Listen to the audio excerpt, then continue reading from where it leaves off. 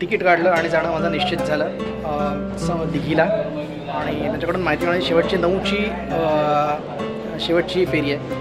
त्याआधी 7:30 मला 6:30ची गाठायला हवी. 9ची मी मला घरी 11 वाजतील पोचायला. आणि थंडी प्रचंड पडते 2-3 दिवस, त्यामुळे 9च्या येणं शक्य नाही.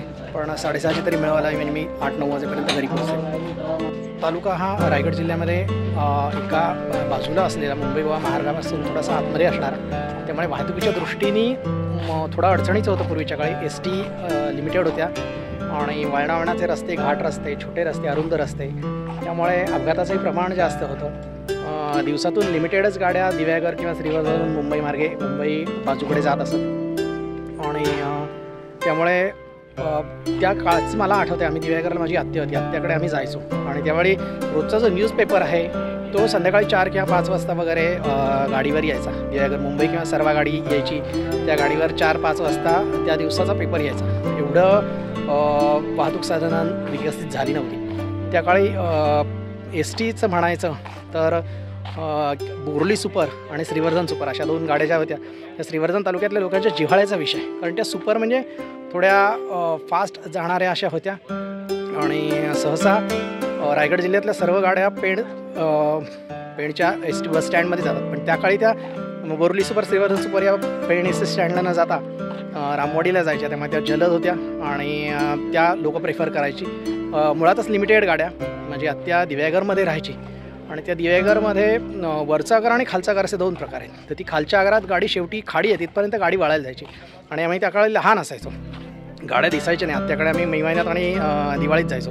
त्या मानाने नागाव आणि अलिबागे पुढारलेलं होतं. वाहतूक व्यवस्था दळणवळण चांगलं होतं. दिव्यागरला STच दिसायची नाही आम्हाला. मग आत्याच्या दारावरून गेली ST की आम्ही उभे राहायचो आणि मग ती पुढे जाऊन खाडीवरून वळून यायची खालच्या आगारात जाऊन. आणि मग त्या काळी दिव्यागर मुंबई सकाळी 7ची वगैरे असायची.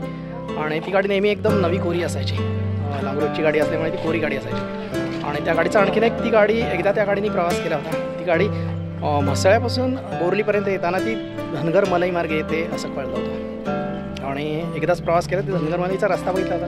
आणि नंतर मग एकदा बाईकने गेल्यावर आपण म्हसळ्याहून बोरलीला जाताना धनगर मलई मार्गे जावं असं निश्चय केला. आणि त्या 2 व्हीलरवर आम्ही धनगर मलई गेला. अतिशय किचकट मार्ग, खराब रस्ता, अरुंद रस्ता, वळणावळांचा चढ उताराचा रस्ता.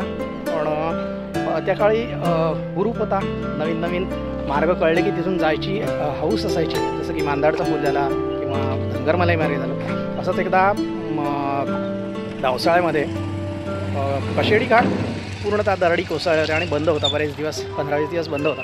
आणि त्यानंतर मग नातूनगर मार्गे नवीन मार्ग केला गेला. आणि तेही असंच वाचनात झालं होतं. नातूनगर मार्गे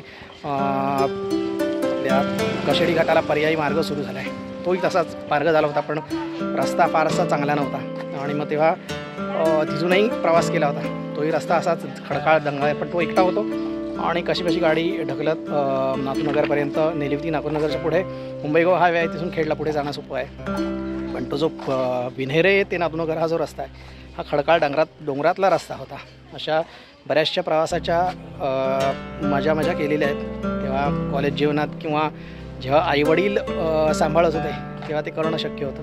एकदा नोकरीला लागलं किंवा व्याप सुरू झाले मागे की बाहेर पडता येत नाही.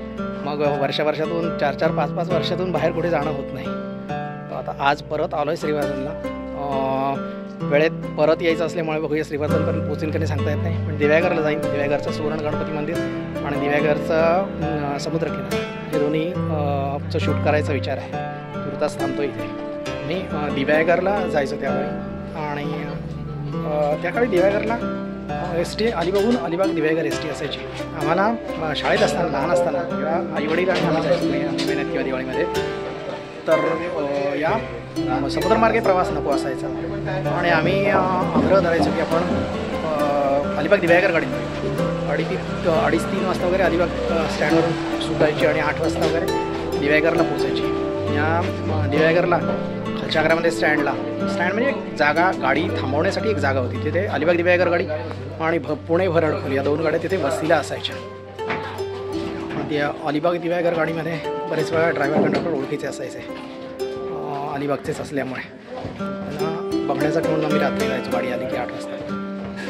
आणि इतर पण एकंदर माझ्या आत्याची मोठी वाडी होती.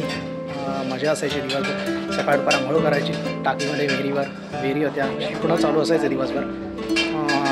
खाण्याचे पदार्थ अत्या कोकणातले असे विशेष बनायचे, जसं की पानगी किंवा सांधणं, फणसाचं सांधणं म्हणतात. पानगी ही तांदूळाच्या पिठाची पण केळीच्या पानावर बनवतात. चुलीवरचा स्वयंपाक असायचा. मजा असायची. दिवसभर खेळायचं, संध्याकाळी समुद्रावर जायचं, श्रीवर्धन हरिहरला जायचं बघायला आणि फिरायला.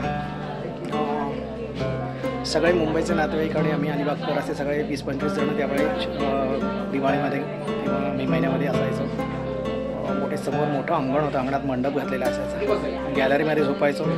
रात्री येणाऱ्या गाड्यांच्या लाईट दिसायचे, गाड्या दिसायच्या.